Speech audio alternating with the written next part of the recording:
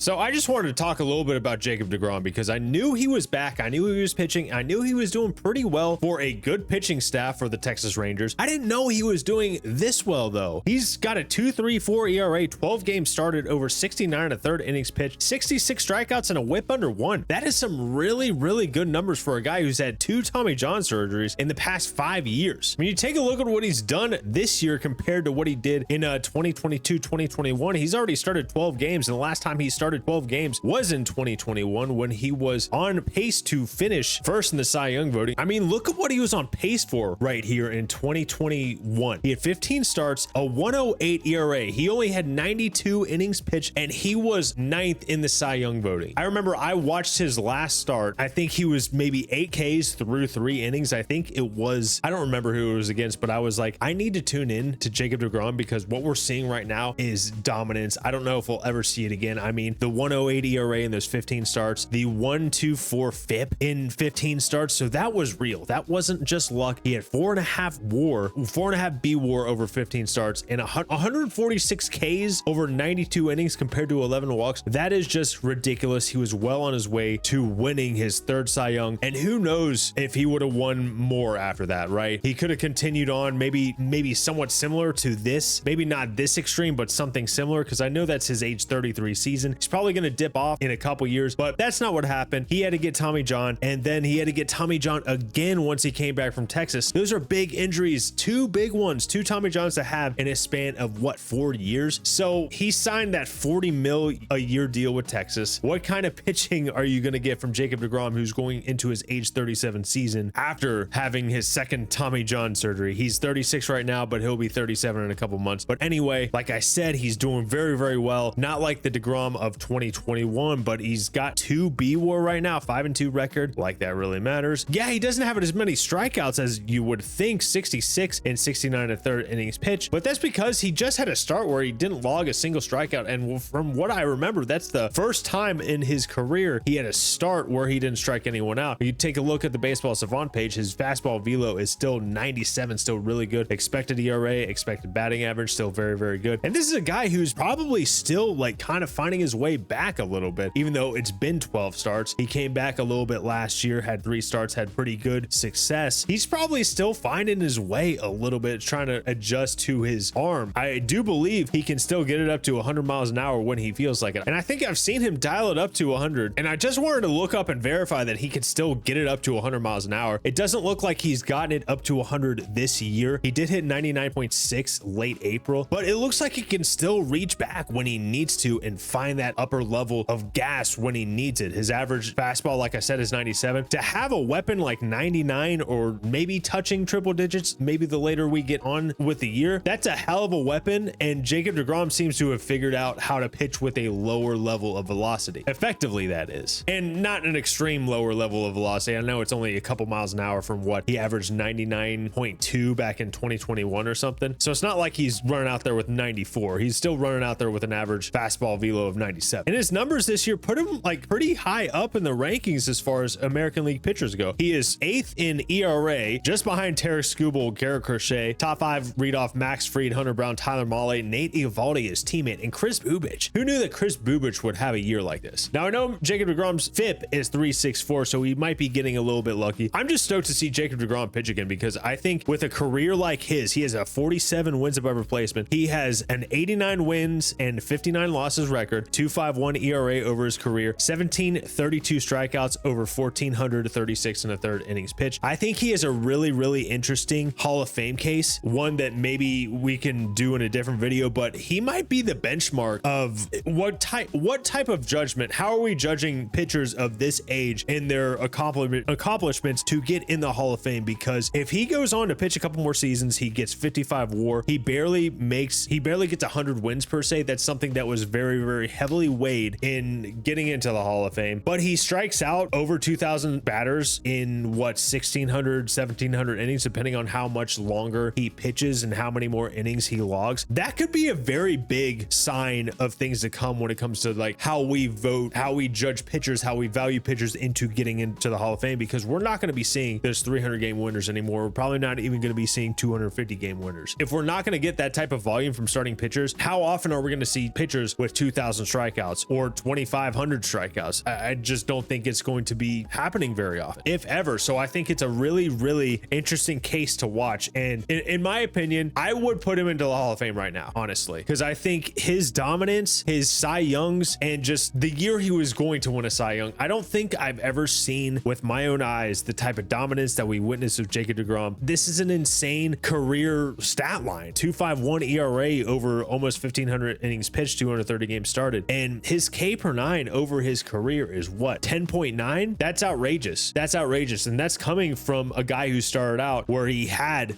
his first 4 seasons, or his first 3 seasons, it was 9.2, 9.7, 8.7. And when he hit 29, he hit 10.7. And just keep in mind, this guy started his career super late when it comes to like how your stereotypical Hall of Famer reaches the big leagues. He started off at 26 years old. Realistically, back in the day or in recent memory, you had to be elite. And if you weren't elite, you had to get up around 21 years old, 22 years old, and play until you're like 40 with maybe no more than 1 or 2 major injuries and just accumulate some stats. Now, I don't know what you all think about that. And I'm certainly not like going by any metrics when it comes to me saying that. So let me know in the comments, what do you think, if I'm kind of in line, if what I'm talking is crazy nonsense. Also, if you like this type of content, make sure to hit that like button and subscribe if you want to see more. But I'm just super stoked that Jacob Degrom is back. It looks real. He's getting older though. He's going to be 37 this year. So if you get the chance, tune into a Jacob Degrom start, because I don't know how much longer we're going to be able to enjoy this. Catch you in the next one. Peace.